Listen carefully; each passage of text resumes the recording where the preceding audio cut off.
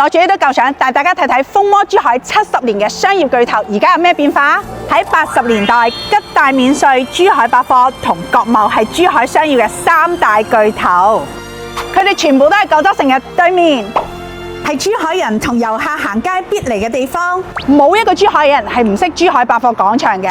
佢嘅前身係珠海縣百貨公司，1954年6月創辦，就喺香洲區香埠路上面。百貨廣場係1992年開業，就成為咗珠海最大嘅百貨。起初中庭呢度咧有好多小食，我第一次食爆谷同埋棉花糖都係喺度。80年代嘅時候，電梯仲係好少有嘅。以前搭扶手 lift 係啲細路最中意玩嘅免費遊戲。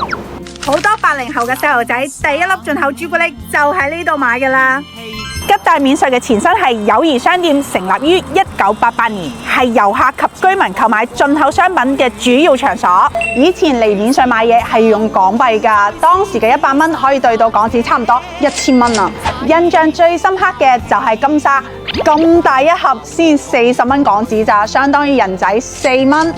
舊市物資都好緊張，買單車、冰箱同電視都要有配額㗎，並且只收外匯券同港幣。我媽咪第一台鳳凰牌單車就係喺度買㗎啦，你屋企嘅第一台日立冰箱同埋彩色電視係咪都喺度買呢？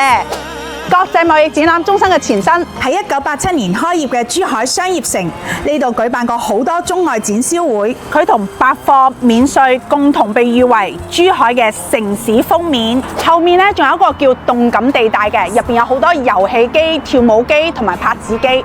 喂，讀書嘅時候你有冇偷偷地嚟過啊？2021年陪伴我哋近67年嘅珠海3大巨頭開始拆除。喺營業嘅最後一日，好多老珠海人都翻咗嚟呢度打卡，都話一個陪住自己長大嘅商場就好似一同成長嘅好朋友一樣，而家要永遠離開啦，非常唔捨得。未來呢片土地將會建成我哋相當期待嘅城市之心，係規模更大、檔次更高嘅超大型城市中心商業體。我哋將會見證吉大商圈再次繁華。應咗嗰句珠海再大，走唔出吉大。仲有咩珠海老記憶你係知道㗎？快啲發落評論區，引領更多珠海人嘅城市自豪感。